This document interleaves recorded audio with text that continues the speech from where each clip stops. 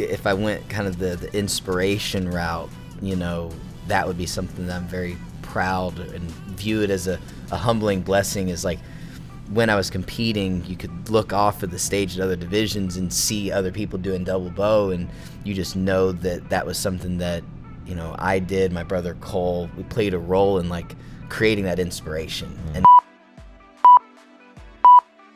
hello, welcome to the Martial Arts Lifestyle. This is James Cox, and I'm excited today for an interview that I have with the one and only Mr. Reid Presley. So I think the listeners are going to get a lot out of this, some exciting information. So we had Reid in town doing a training seminar at our school yesterday. Also got to go and be part of the demonstration team, man. That was awesome. Those kids are going to remember that forever, I told the students that you were the lucky one that you got to perform with them.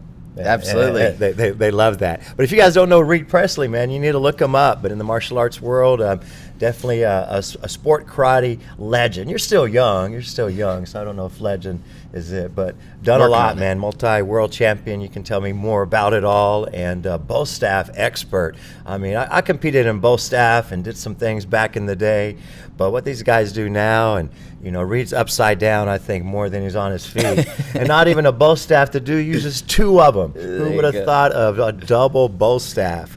In from Nashville, Tennessee. So why don't you just tell us a little more about yourself, Reid, and we can go from there. Absolutely. Well, first off, thank you so much for having me down for the seminar, and then also for the opportunity to perform with your students. I had a blast, and just kind of listening to them right before the performance or in the middle of the performance, they're just having a blast, and it's something that I greatly appreciate. Yeah. So thank you there. A little bit about me and kind of my background. I've been doing martial arts for about 22 years now, primarily in the Taekwondo disciplines, where I have a 4th degree, but I quickly found myself more in the competition world because my dad was a competitive baseball player, and as soon as he found out you could compete, he's like, you have to because it'll make you better. So he threw me into that, competed regionally on RSKC, worked my way up to NASCA, and then kind of on the ISKA more global circuits. So through all of that, I've become a world champion martial artist. I've represented Team AKA Amerikick, and then to the prestigious Paul Mitchell team.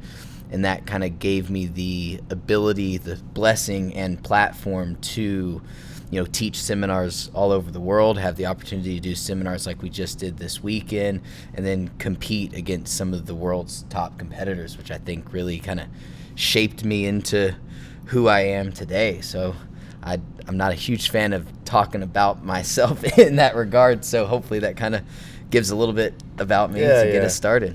Yeah, you're being humble, man, but you've done a lot, and it's you've left some impact and legacy already for the whole world of martial arts. I mean, your whole family are martial arts. You say your mom, your dad, your brother, your sister, all black belts?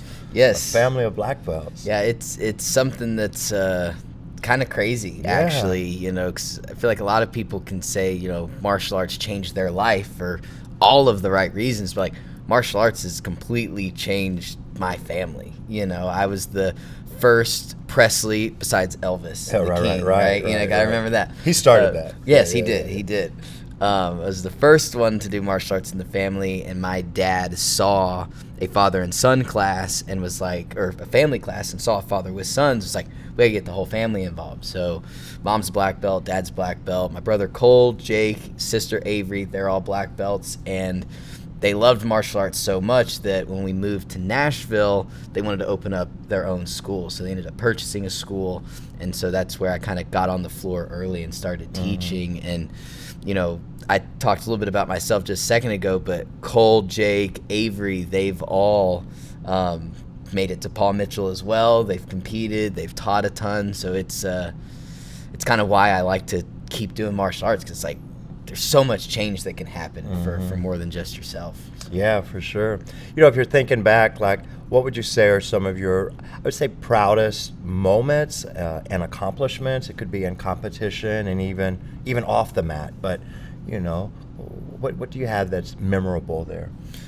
Some of the proudest accomplishments, I think I'll try not to over-explain this part, but in NASCA they have a scoring system where basically you compete at each tournament, you start to accrue points, and the first few tournaments will give you what's called a seeding. So in a performance-based martial arts, kind of going towards the last in the division can give you a little bit of a competitive advantage. Because of that, sometimes getting into the competition space can be a rough and long ride that can be a little bit of a deterrent, for lack of better words. And so I started young, probably 9 years old, and was fortunate enough to start to compete and make it into the top 3 and get seeded, and then got onto a team, and then it was Team AKA, and I ended up getting sick.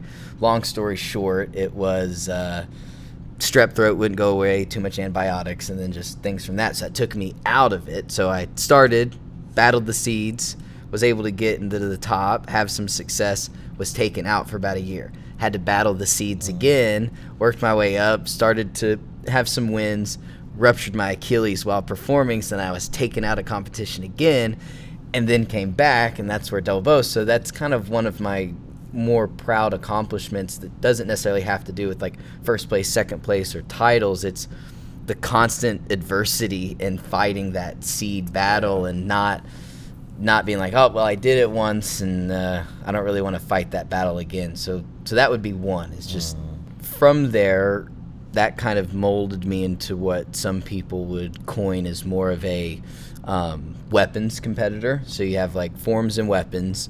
It is on the performance side, and I started to make a name for myself being a bow staff person or a double bow staff. That's where I started to get some of the Warrior Cups, ISKA titles, and Diamond Rings, which were some of my more proud accomplishments.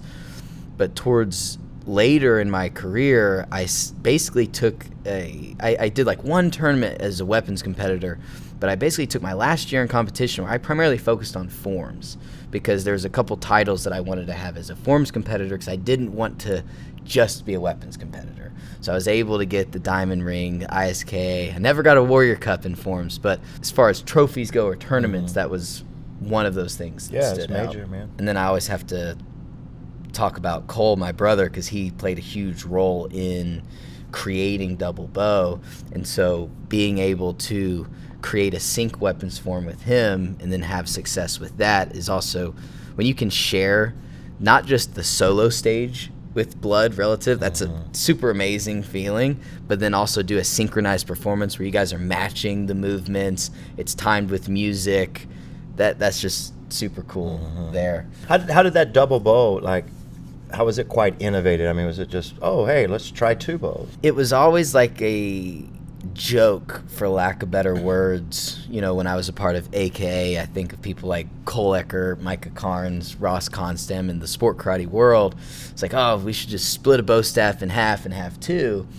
And when I ended up rupturing my Achilles, it was like, how am I going to come back stronger than I was, and maybe not cheat the system, but speed up the recognition again? And it was like, well, let's do something that stands out, and it's 2 bow stabs. We had seen people do it before, but it ends up looking, I mean, it's not for those traditional martial artists out there, I understand that double bow staff is not a practical weapon by any means, but in the performance world, it's like, how can you make it at least be communicated as a practical weapon? How can you have power with it, have stances, have a martial aspect?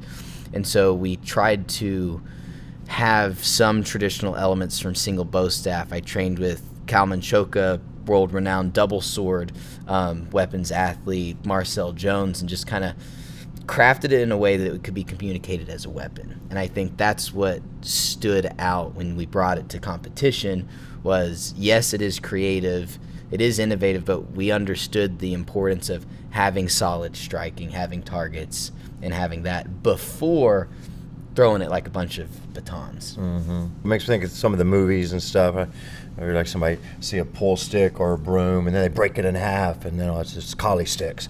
You know, Yeah, exactly. Or the 3-sectional bow, I guess. But that's cool, man. So you found a way to have a mark. If I went kind of the inspiration route, you know, that would be something that I'm very proud and view it as a humbling blessing. Is like, when I was competing, you could look off of the stage at other divisions and see other people doing double bow, and you just know that was something that I did, my brother Cole, we played a role in like creating that inspiration. And what else you have going on? I know you're doing some seminar. Maybe we're talking some about your schedule. Well, you're all over the place. I know I've always kind of had this through my parents' school, through competition, like how can I inspire, impact as many kids through martial arts? I think as a school owner yourself and many other martial artists, we all kind of have that similar goal, passion, dream, because it's like when it changes your life, you're like, how can I get, like you're dragging people almost like I want to give you some of this. How can I help others? Yes, right? exactly. And,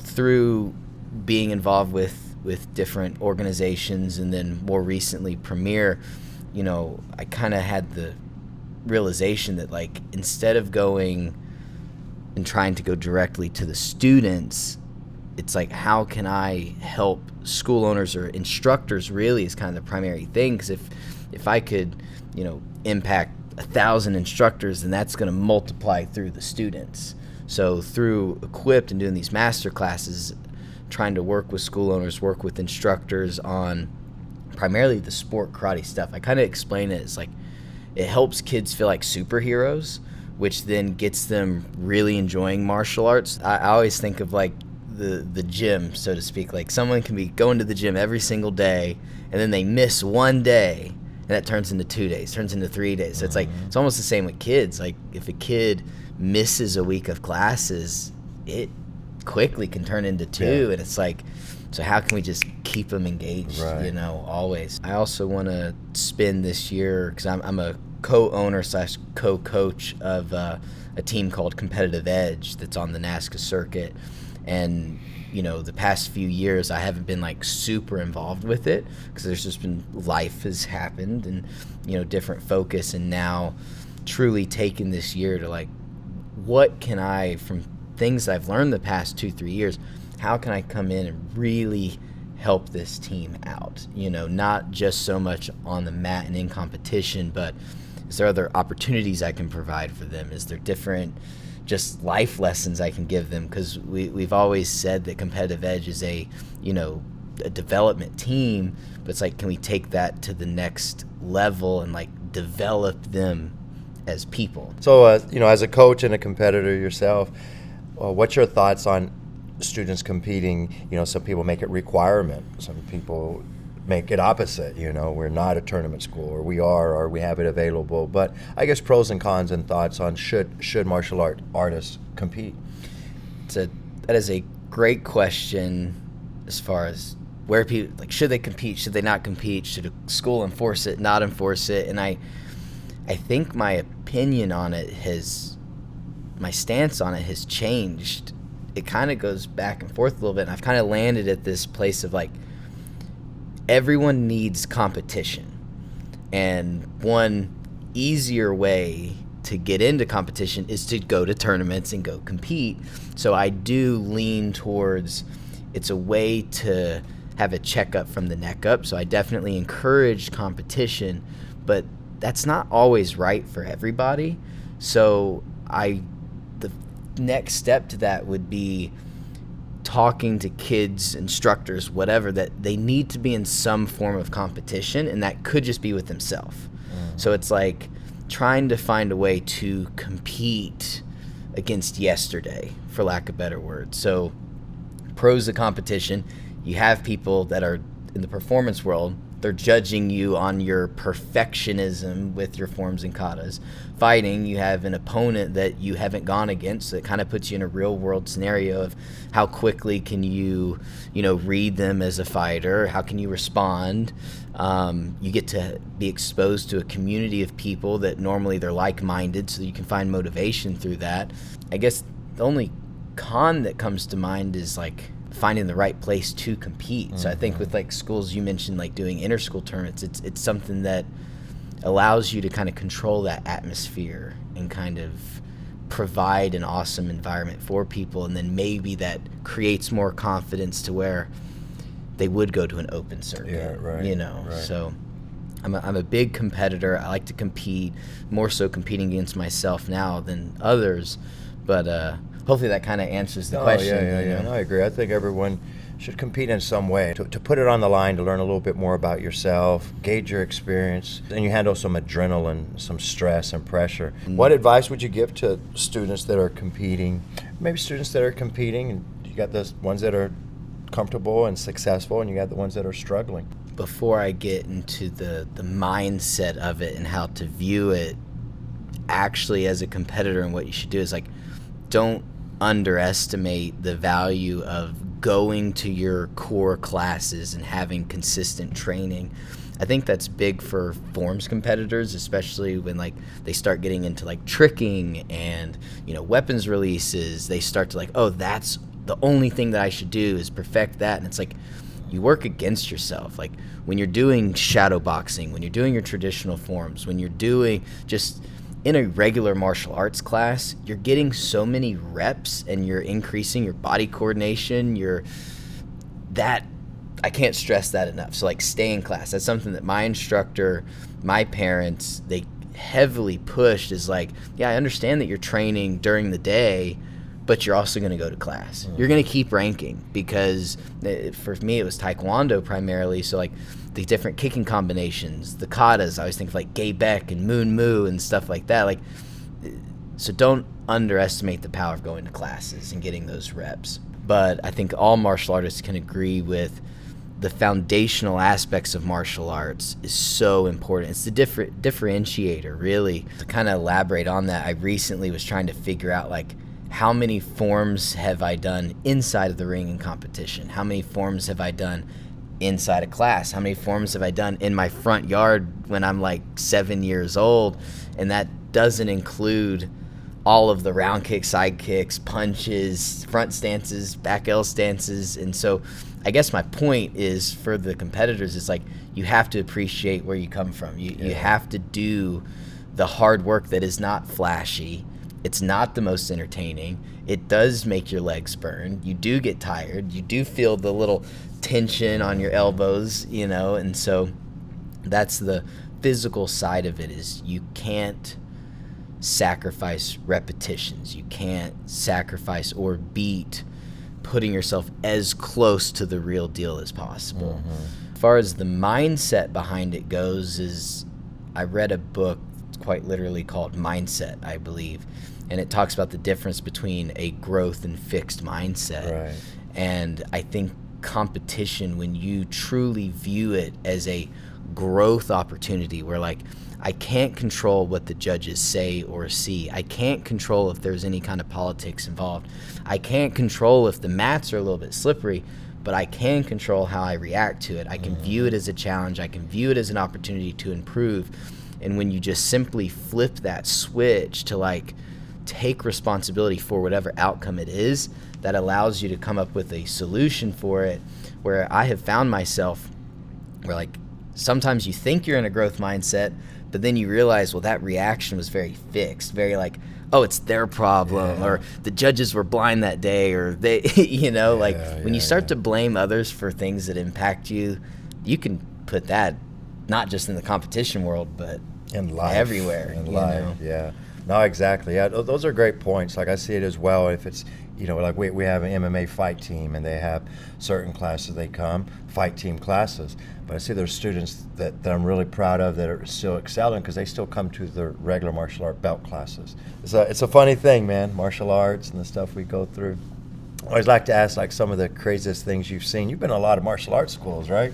I have. Yeah, a lot of martial arts schools, seminars and training, and you've been all over the U.S. and outside of the country many times. So all the different places you've kind of been. I guess two questions here. What's some of the craziest things you've seen, if any come to mind? And what's some of the biggest challenges with martial arts schools? For some reason, nothing super crazy, or like I've heard stories of people going and doing, like, a nunchuck seminar, and the instructor has only provided a bunch of tube socks for their kids instead of nunchuck. Like, I've heard stories like that, but I myself have not experienced anything like that. I think, like, the closest thing to that would be I'm going to do a bow staff seminar, very specifically bow staff, and no one has any bow staffs. Right. So then it's like we're using all kinds of crazy things, like broomsticks, like collie sticks. So, like, I guess that would kind of be some of the crazier stuff They went to a bow staff seminar, but without the bow staff. Yeah, exactly. It's like, okay, let's see what we can do. Thankfully, like I have like a bazooka case where like I have a bunch of bows at any given moment. I guess crazy in the sense, one experience that's not crazy or out of the ordinary at all, but it was teaching down in Puerto Rico to a student body that does not speak English at all. I've done that. So that is you learn a lot about how to be a visual, sound motivating instructor when you can't say all of the specific things. It's more so like follow me kind of teaching, but you still have to like get them inspired by ki-ing or yelling or moving fast or clapping your hands. Helps you almost have to come up with different solutions that then make you better over here. I guess crazy in the form of, I've been very fortunate to go to like martial arts schools in Australia and then Germany and other places, and it's more of a realization that like kids love martial arts. It doesn't matter where you go, and they all enjoy the same things. Just being in class, learning something new. It's the realization, kind of goes back to that growth and fixed mindset. Like kids are naturally in a growth, challenge loving, what's next. It's always there. So it's like figuring out where does that fade away and what kind of communication takes them out of that. Challenges that I kind of see with schools, maybe you could say it's on like the business side, or maybe it's more on the customer service side, but it's like, as a school owner, finding out what truly motivates, or how can I truly invest in the specific team members themselves. Like, they're just like two different white belts that are going to be inspired by two different things. One's going to like kicking, one's going to like sparring. You know what I mean? So it's like on a school owner side, like finding out what truly is going to impact them, and then from there, how can you communicate the goals of the school, the goals of the students, the goals of the business to that team member in a way that they're going to understand and stand behind it. Yeah. You're a good instructor, man. You're real good at, the things that we say, putting the mental benefits with the physical moves, finding moments to do what we call mat chats at any given time. I wish everybody did see a little bit more of what we're doing in the martial arts that is so good for everybody, kids and adults alike, outside of here. How do you relate all of these things that we do, the kicks and punches and weapons, to life, to school, to home? We push these guys hard, man, so that they learn. They're not going to quit easy. What do you see about that? No, absolutely. I think that sometimes people needs it to be explicitly explained that you struggled going Taekwondo. You struggled learning Chun-Ji, that sequence of moves, but you were able to go home, practice it on your own, and then you were able to improve it and overcome that and get that stripe. That's the same thing as learning how to do speed algebra, long division. It's like sometimes they just need that connecting, like just explicitly tell them that you used perseverance here. You can take that skill and trait and use it over here. And I think for myself, it has kind of caught martial arts has, through the competition and just earning a black belt, taught the discipline that's needed so that you're always trying to improve in martial arts. And when you're coming to class, you're getting your stripes, you're getting your rank, you see that you're getting closer to a goal, and so you learn goal setting and the work that goes into it. But then taking that learned experience of an 8-year-old and then saying like, hey, you can use that as you go through high school, college, looking for your career. If you're trying to lose weight, trying to gain muscle, trying to save money, invest money, like you can use that same thing in a bunch of other different aspects of life. And I think that's something that I try to remember myself. Discipline is discipline, and to overcome things inside or outside, and to swallow that ugliest frog first, right? To face those big things, whatever it may be. So what does it mean to be a black belt? can everybody be a black belt? And what happens after black belt? I did a podcast with the guys from Whistle Kick, and he really made a good point, man, that had me thinking after all of these years. And it was like, why do people, a good percentage of people will quit after they get their black belt? And that's so hard on us instructors, because we know that that's just the beginning and there's so much after that. The point that he made is he said it was the industry's fault. And he started talking about it. It's like, I see your point. He said, because we put so much stress on black belt. It's in our opening creeds. It's when you get your black belt, get your black belt. So maybe it's perceived as, okay, I did that and I'm done. That is one of the greatest martial arts questions I think there is, you know. What does a black belt mean? I think it's proof that you can go all into something, you can be dedicated, you can find passion towards something, and it's just a great way to learn how to handle a lot of life's many challenges. So I think it encompasses everything that you hear of being confident, being a good person, having discipline, increasing your focus. Like all of that is in black belt. But, you know, you asked, can everybody be a black belt? And I believe everyone can, if they're able to learn what it means to be a black belt, which is all of those things. And I think it kind of relates to almost how can I be better? You know, a black belt is just something that shows hard work. I feel like I can just keep on talking about the best version of yourself. Yeah, right? And it's something that gives you a sense of, once you get it, it gives you a sense of pride and accomplishment that can make other battles easier. But black belt for me, you know, I'll just go ahead and say it, the elephant in the room when it comes to Taekwondo, I was a young black belt, you know, like I think it took me 3 or 4 years, but I started when I was 5. So like I was a very young black belt, but it never felt like the end. It never, I don't know when it was, because I was young, but I don't remember that always being just talked to me like that was the end all be all. Get black belt and you're done. That never came out of my parents' mouth that I can remember. That's probably the key. You just said it never came out of your parents' mouth. Well, Reid, if you were looking back, here's always a good question. What would you tell your younger self? If it's some wisdom or whatever it may be. It's always a tough question for some reason. At least for me, I don't know why. And the first thing that comes to mind kind of goes back to, you know, going to class, doing the reps, training outside, constant. My dad putting me in situations where we're at a tournament where he's like, you need to go hang out with those kids over there. I was a very, very, very shy kid growing up. Like, wouldn't even want to go order a Happy Meal by myself at McDonald's. Like, super, extremely shy. So, you know, having more of an appreciation and acceptance for why my parents or instructors would put me in certain situations, and then also an appreciation for doing all of the hard work that I talked about earlier. I think that can help people in any regards, martial artists or not.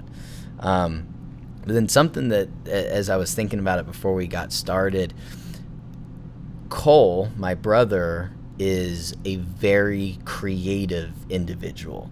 Like, ever since a very young age, he was always creating, manipulating, coming up with ways to do things differently. And I, for some reason, accepted that I was not a creative person at all. Whether it was building a kata or coming up with a solution to a problem, I just always kind of accepted that I was very factual, logistic, it is what it is kind of mentality. And then, you know, probably over the past 3 years or so, he has helped me kind of like switch my view on it to where, like, oh, I can be creative. So I guess my advice to my younger self would have been, how can you become creative sooner? How can you embrace that side of it, but then still fuse it and have the foundation of logic and reason, you know? So I think for some reason when I was asked that question today, it's like creativity. And I think kids are naturally creative. I remember playing with action figures and figuring out, like, creating different worlds. Like, the creativity was there. They just don't know it or have the confidence to apply it. Exactly. Right? And so I think that needs to be a cascading message, is like, you know, keep kids creative so that they can create the world that they want to live in. Right, you know what I mean? Like, don't be scared to try. And, well, brother, again, it was great having you. I appreciate it. You want to tell us, anything else, and then how do people find you? What's the best way to get a hold of you for seminars, the masterclass stuff you have going on, and yeah, absolutely. Thank you so much for having me on here. It's been awesome. Yeah, even just being here and getting to hang out and. So thank you. I can't Not say everybody it enough. gets to come to Abilene, Texas. That's right. It's something I can check it out, and I got to perform with your demo team. So that's something else not many people can say either. You can find me social media primarily. Reid Presley, that's my handle on Instagram and I think Facebook and everything, at Reid Presley, ReidPresley. I post a lot of content there. I will have a website, it'll be equippedhq.com, but that's just kind of how to get in contact with me and know what's going on. The big things that I'm working on now is I love to get kind of more on the passion side of it, is getting into schools, being able to do seminars and just have one touch point. Like if I can say one thing that in front of 30 kids, where one of them kind of hears that and it changes it, like that's something I love to do. And then on the equip side of things, doing master classes and workshops and working with school owners on how to, I kind of say it like I use sport karate as a way to increase that what's happening on the classroom floor. So it's a lot of the teaching tactics that I use are not just sport karate based, so it's kind of just my delivery method of how to keep kids engaged. Yeah, that's awesome, bro. Yeah, man, we'll appreciate it. Yeah, you guys find Reid. I highly recommend him, and we'll have him back here as well.